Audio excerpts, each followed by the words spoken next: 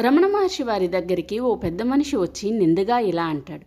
భగవాన్, మీరు పశుపక్షుల మీద, పిల్లుల మీద, దిక్కుమాలిన దరిద్రుల మీద ఎంతో ఆదరణ చూపిస్తారు.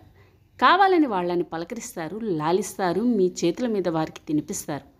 మేము మీ చూపు కోసం, మాట కోసం, మీ చేతి నుండి వచ్చే ప్రసాదం కోసం ఎంత తప్పించిపోతున్నా, ప్రాధేయపడినా, ప్రార్థించినా మా వంకే చూడరు. ఇది మీకు న్యాయమేనా? మీ సమానత్వానికి భంగం కాదా అని నిష్ఠూరంగా మాట్లాడాడు. భగవాన్ వారి పెదవులపై చిరునవ్వు తునికిసలాడింది. కొద్దిసేపు మౌనం వహించారు. తర్వాత మృదువుగా, అదా మీ సందేహం?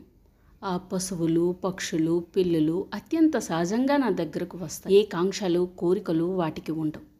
అందువల్ల నేను వాటిని సహజంగా ప్రేమిస్తాను. అట్లా సహజంగా ప్రవర్తించటం నాకిష్టం.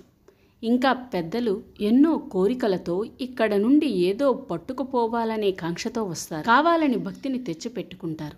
ఇవన్నీ వేషాలు. ఇవి భగవంతుణ్ణి ఏమార్చలేవు అని అన్నారు.